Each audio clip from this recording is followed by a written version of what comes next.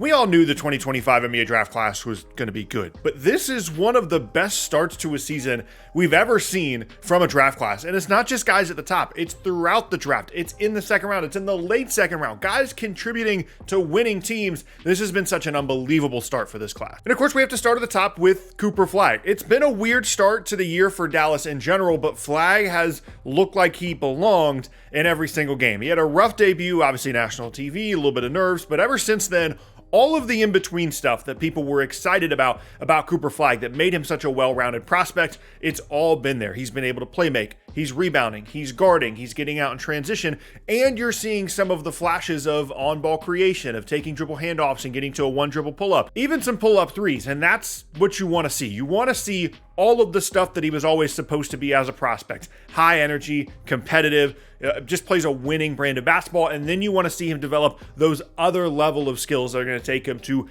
being a potential superstar. And you also have to keep in mind, every single time you watch Cooper Flagg play, two things. One, he's not even 19 years old yet. He's the youngest guy in the league. It's unbelievable what he's been able to do after reclassifying in high school, getting to college a year early, and thus obviously getting to the NBA a year early. It's completely unprecedented, with the exception of a couple of guys throughout the history of the league, to have high statistical output at the age that Cooper Flagg is. There's other guys, Trey Murphy talked about this the other day, there's other guys that are really good in the league right now that, thinking back on when they were 18, almost 19 years old, thinking about trying to contribute in an NBA game and then seeing what Cooper Flagg has been able to do makes absolutely no sense. The other thing you have to keep in mind anytime you're watching Cooper Flagg play is this is a very weird situation from a roster perspective. As Jason Kidd said the other day, they are shorthanded at the point guard position. He's barely playing D'Angelo Russell at all. He's barely playing any guards at all. And it's Flagg and a bunch of big guys, which helps you obviously with defense and with rebounding. But for someone at Cooper Flagg that already needs some development in terms of being an on-ball playmaker, in terms of creation, in terms of working within space, having limited space because there's two bigs, there's a bunch of guys out there that aren't going to play make around him, that makes it that much more difficult. And to still see him contribute in a meaningful way is unbelievably positive for Mavs fans. There's still some turnover issues. There's still going to be a lot of stuff he's going to have to deal with and work through throughout the year, but almost all of those things come from either the situation in Dallas or how young he is, and I can't wait to see Cooper Flagg continue to grow and develop. He's been absolutely worth the number one pick through a couple of games. Now let's talk about Dylan Harper. The Spurs in general have been very good to start the year, and I think Harper's actually been a little bit overshadowed because obviously Victor Wembanyama has been incredible. Steph Castle had a really good opening game. Dylan Harper has been everything you would want him to be and then some. We talked about how Cooper Flagg's game is translating the way you would want it to, how he looks exactly like what you would want him to, given the skills and the profile that he brought to the NBA level. Dylan Harper looks like exactly the kind of prospect he was supposed to be. He's strong, he's able to get to the rim, he uses his shoulders to create space, can work a little bit in the mid-range, and his playmaking is continuing to grow and develop in San Antonio as well, to the point that between him and Steph Castle and a couple of other guys, people are already having conversations about, okay, did they really need De'Aaron Fox? If they knew they were going to be getting Dylan Harper, would they have traded for De'Aaron Fox, who obviously still hasn't come back yet due to injury? I've loved everything about what I've seen from Dylan Harper, and I think this is actually a really good situation for him in San Antonio, because if there was a knock on his game, it was he's a high volume guy. Like, he really wants to get up a lot of shots, and seeing how exactly that would work within a Spurs team that wants to be really good this year, it could have potentially limited his opportunities overall, because the coaching staff is looking at this like, okay, this guy's taking a lot of shots away from other people. He's not shooting very efficiently, but he's playing in this role that works really well for him, where they're not relying on him a ton. And then once De'Aaron Fox comes back,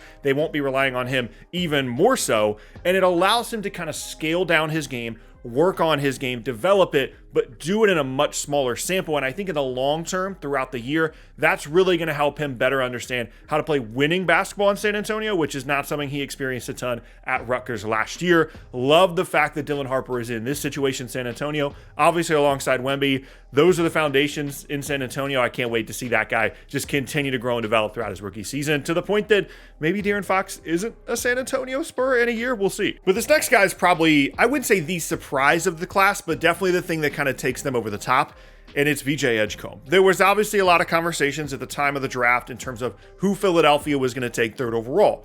one of the kind of big consensus points was that Ace Bailey was probably the third best player in the class and thus a player that would make a lot of sense for Philly to take. They end up going with VJ Edgecombe partially because Ace Bailey is trying to get himself to a certain situation and also because they really liked Edgecombe as a prospect, especially as this connecting piece. Not necessarily someone that's going to be profiled as a super duper star if everything hits the way maybe Ace Bailey is, but still someone that's very good. And then all of a sudden, VJ Edgecombe shows up and looks unbelievable. He's getting to the rim, he's defending, he's a crazy good athlete. All of these things we knew about him as a prospect, but now he's hitting jump shots. He's hitting spot up threes. He's hitting pull up jumpers. He has been probably, relative to expectations, the most impressive rookie to begin this season across the entire league, which is an unbelievable development for a Sixers team that had to nail this pick. They didn't have a choice. They have Maxey. They don't know what they're getting from Paul George. And Embiid's playing like 20 minutes a night. They needed somebody else. They get gifted this third overall pick because they had a terrible year last year. They move up in the lottery, and VJ Edgecombe and Tyrese Maxey, that's the team now, in my opinion, as far as I'm concerned, given that Joel Embiid looks terrible from a health perspective. Paul George, it just is not playing still. That's the team. VJ Edgecombe, Tyrese Maxey, and that has been a lifeline for this franchise to start the season. And I can't wait to see what they continue to ask him to do because they're heavily relying on VJ Edgecombe now. They've got some other nice depth pieces in the rotation, but he's a starter for them. He's one of their starting guards. He's going to play a ton all year. And if he can continue to shoot like this and grow the other parts of his game, seriously, the sky is the limit for him because overshadowed a little bit by the Ace Bailey of it all, he's an unbelievable athlete and his ceiling is extremely high. The questions were shot making and shot creation, and so far he has answered those questions. The most exciting guy, apart from maybe Cooper Flagg, in the entire class right now. This is how you know the class is really good because I haven't even skipped any picks yet. Con Knipple at 4th overall in Charlotte has also been really, really good. Obviously, the upside and the ceiling and the potential is not as high for some of the other guys, even someone like Ace Bailey. They got picked right after him, but the concept of him in Charlotte was he's going to shoot the ball really well, he's going to attack closeouts well, and he's just going to be really, really solid. A connecting piece for us. The definition of a connecting piece for a Charlotte team that has LaMelo, who you know is going to be able to create, who has Brandon Miller, who you know is going to grow offensively, take a ton of shots, and also be pretty good on the defensive end of the floor. They'll figure out the front court stuff later, and he has just been exactly what you would want. He's shooting unbelievably well from three. He's able to attack closeouts when teams are too aggressive closing out on him. He's had some nice finishes at the rim, and he hasn't been completely terrible on defense. And that's all Charlotte wanted. Charlotte knew that if this version of the team was going to be successful, it was going to be built around LaMelo and Brandon Miller, and they needed someone to bridge the gap between those two play styles of an on-ball guard that's going to create for everyone, get out in transition, and Brandon Miller as this potential Paul George light, get out in transition, hit a couple of mid-range jumpers, have a high volume of three-point shooting, and be really good on defense. They needed to bridge the gap between that with just a really solid elite three-point shooter that's going to make the right play every time, and that's exactly what Con Knipple has been in Charlotte. And we're just going to go ahead and skip, by the way, a little bit here and talk about all of the Charlotte rookies because they are the winner of the draft class right now, is the Charlotte Hornets. They have Knipple, they have James and Kalkbrenner as well, they picked in the second round, both of which are not just playing a ton, but contributing in winning ways. There's rim protection, there's three-point shooting, which is not something that James really did at all in college. That was one of the knocks on him as a prospect, was he wasn't a good three-point shooter, and he's shooting really, really well in Charlotte. And for a team that has some interesting pieces in Brandon Miller, LaMelo, a couple of other guys, having three potential hits, including a guy in the top 5 in this draft class,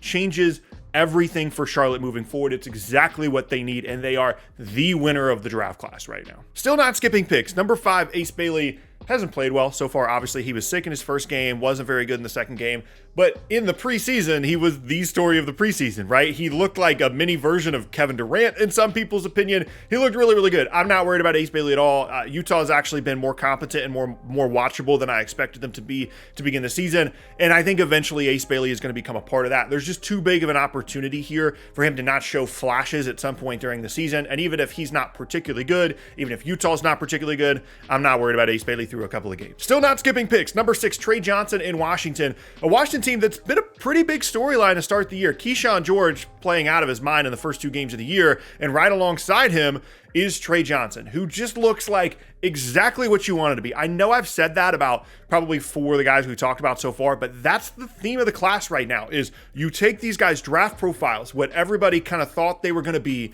and you put them in the NBA, and that's exactly what they've been. And in Trey Johnson's case, that is, he's not really going to get to the rim a ton, but if he's got an open shot, it's going to go in way more often than he's going to miss it. And he's going to be able to create off of those closeouts a little bit, where you attack too hard. Okay, I can step to the side, take 1 dribble, and still pull the 3. I can get to my mid-range jumper. He looks like someone that is going to be playing in the league for 15 years, based strictly off his jump shooting, even if he never develops more as a defender, even if he never develops more in terms of someone getting to the rim and playmaking. He is going to be one of the elite shooters in the league for a very long time. That's just what it looks like so far. And for a Washington team that over the years has either struggled to find perimeter shooting in general from some of these like high upside swings they've taken in the draft, or they've been able to get only shooting from guys like Corey Kispert, having a high upside guy that already can shoot well and potentially develop the rest of his game in Trey Johnson is going to be really great for them. And I think this section of the draft right here, these top 6 guys, really establishes a great foundation for the class moving forward, because no matter what happens, there's a base level of competency that they've all established of what they're going to be, with the exception of Ace Bailey, who, like I said, has been sick. Apart from that, they've all shown what they can be, even from a floor perspective, already in the NBA, and that's super, super exciting for a handful of teams that really needed an infusion of talent. Next, I want to talk about Jeremiah Fears in New Orleans. New Orleans, a big storyline team around the draft because they traded up for Derek Queen, who's been fine, had some ups and downs to start the year, but Jeremiah Fears at number 7, some people thought it was a little bit of a reach because he's a little bit of a smaller, kind of skinnier guard. Is he ever going to be able to defend? Well, offensively, he looks perfect. He looks like a playmaking guard. He's going to be able to get to his spots. He might not ever be like an all-NBA caliber guy, but he's going to be a really, really good guard. And for a New Orleans team that has a lot on the line this season, given they traded away their first-round pick, to be able to see immediate returns from someone like Fears and then hopefully some continued growth from someone like Derek Queen is really, really good for them. You know the thing I said earlier about how VJ Edgecombe, relative to expectations, has been the most impressive rookie in the class?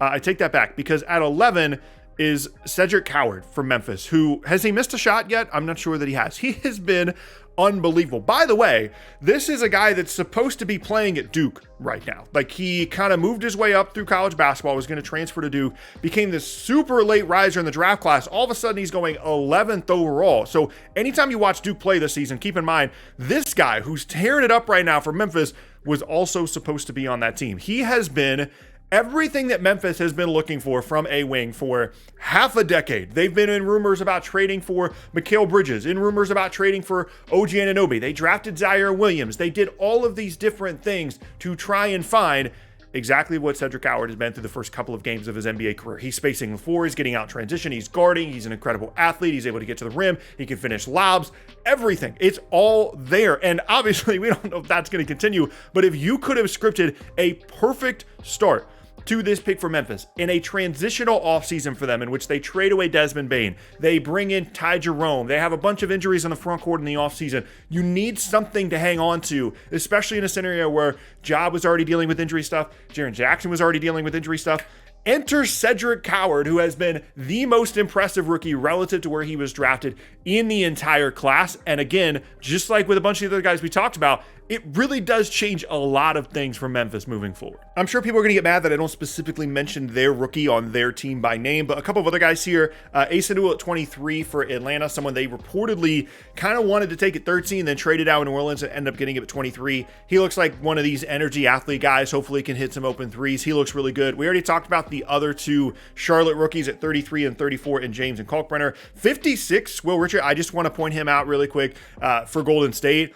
Just immediately looks like he belongs. He's just going to be the 9th man on Golden State all year long and hit some shots and defend and just be a great depth piece for them. And there's been a bunch of other guys as well that throughout this second round kind of have flashed a little bit. I'm not willing to put them in a video quite yet, but really that could potentially end up being the strength of the class, given how good it is at the top. Like, the overall depth on top of obviously having Cooper Flagg, Dylan Harper at the top of the class makes this unbelievably exciting. Normally we have to wait. Normally it's like, okay, we see some flashes and then season long, we end up seeing really good things from the class. This class just showed up and straight away was like, you know what? We're going to be one of the best draft classes we've seen in recent memory, and I can't wait to continue to watch these guys the rest of the year.